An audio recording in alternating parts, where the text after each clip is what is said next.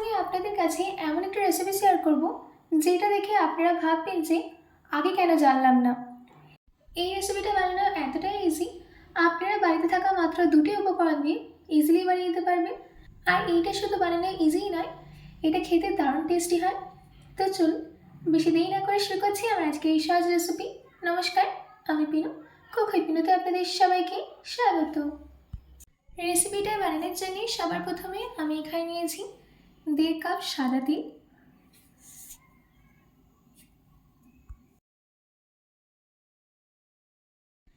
এবার আমি এই তিলটাকে রোস্ট করে নেব। গ্যাসের ফ্লেমটাকে লোতে রেখে তিলটাকে রোস্ট করে নিতে হবে।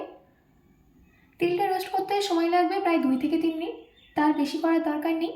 যখন রোস্ট করবেন তখন কন্টিনিউয়াসলি মিক্স করতে হবে যাতে তিলটা পুড়ে না যায়। আমাদের এখানে তিলের মধ্যে হালকা কালার চেঞ্জ হয়ে গেছে। এবার আমি এটাকে একটা বোলের মধ্যে ট্রান্সফার করে দিচ্ছি আর এটাকে ঠান্ডা হতে দেব। সম্পূর্ণ ঠান্ডা হয়ে গেলে একটা গ্রাইন্ডিং জার নিয়ে এই তিলগুলোকে ট্রান্সফার করে দিতে হবে। তারপর তিলের একটা কোর্স পাউডার রেডি করে দিতে হবে। ফাইন পাউডার কিন্তু একদমই রেডি করব না, যেন হাতে লাগে সেই রকম। দেখুন আমাদের এখানে তিলের পাউডারটা একদম রেডি। আমি কিন্তু ফাইন পাউডার রেডি করে নিই, আপনারা দেখতেই পাচ্ছেন। এবার আমি এই তিলের পাউডারটাকে রোস্ট করে নেব। তার জন্য আমি কড়াইয়ের মধ্যেই দিয়ে দিচ্ছি 1 চামচ ঘি। ঘিটা সম্পূর্ণ গরম হয়ে গেলে দিয়ে দিতে হবে আমাদের তৈরি করে রাখা তিলের পাউডার। পাউডারটা দেওয়ার পর গ্যাসের ফ্লেমটাকে লোতে রেখেই রোস্ট করে নিতে হবে। বেশিক্ষণ কিন্তু রোস্ট করার দরকার পড়বে না, কারণ আমরা কিন্তু আগে থেকেই তিলটাকে রোস্ট করে নিয়েছিলাম।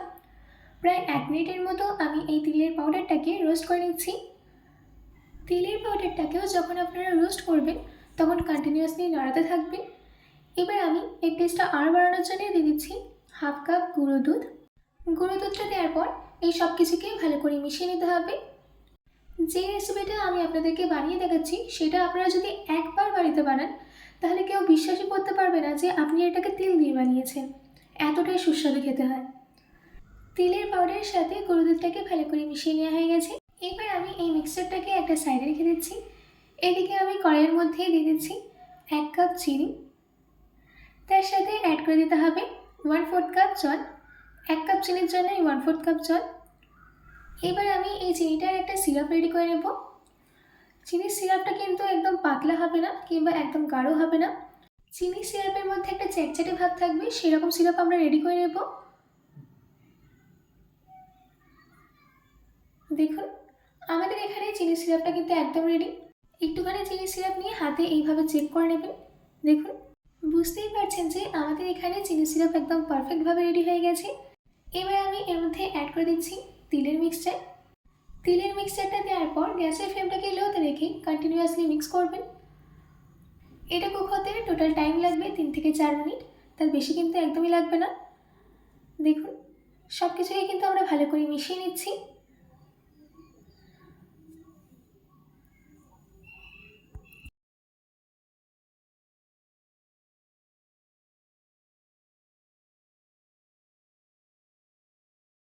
আমাদের তিলের মিক্সচারটা কড়াই থেকে এখনও ছাড়েনি। যাতে কড়াই থেকে ছেড়ে যায় তার জন্যে আমি এর মধ্যেই দিয়ে দিচ্ছি 1 চামচ ঘি। ঘিটা দিলে তিলের মিক্সচারটা সহজেই কড়াই থেকে ছেড়ে যাবে। ঘিটা দেওয়ার পর আরও 1 মিনিটের জন্য কুক করে নিতে হবে।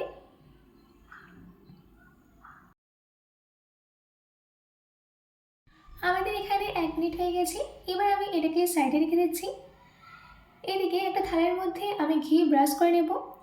ঘিটাকে থালার চারপাশে ভালো করে গ্রিস করে নেওয়া হয়ে গেলে গরম থাকা অবস্থাতেই তিলের মিক্সচারটা দিয়ে দিতে হবে।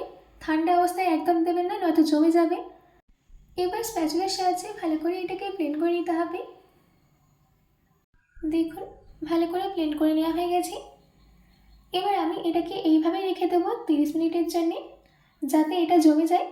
এর থেকে বেশি টাইম লাগবে না, কারণ তিল জমতে খুবই কম টাইম লাগে। 30 মিনিট বাদ আমাদের এখানে তিলটা একদম জমে গেছে। এবার আমি এটাকে স্কোয়ার শেপে কেটে নেব। তার জন্যে এটা 4টে সাইডকে একটু কেটে নিতে হবে যাতে স্কোয়ার শেপটা রেডি হয়। এবার আমি এইগুলোকে কেটে নিচ্ছি। আমি এটাকে স্কোয়ার শেপে কেটে নিয়েছি, আপনারা চাইলে বরফি শেপেও কেটে নিতে পারেন।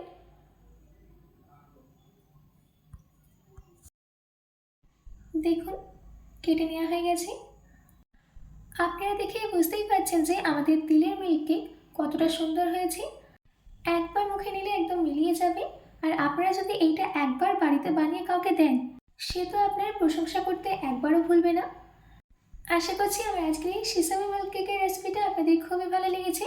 বাড়িতে এটি অবশ্যই ট্রাই করবেন ও কমেন্ট বক্সে কমেন্ট করে জানাতে একদমই ভুলবেন না। তো আজকের মতো এটুকু, আবার দেখা হচ্ছে অন্য কোনো রেসিপি নিয়ে। ভালো থাকবেন, সুস্থ থাকবেন।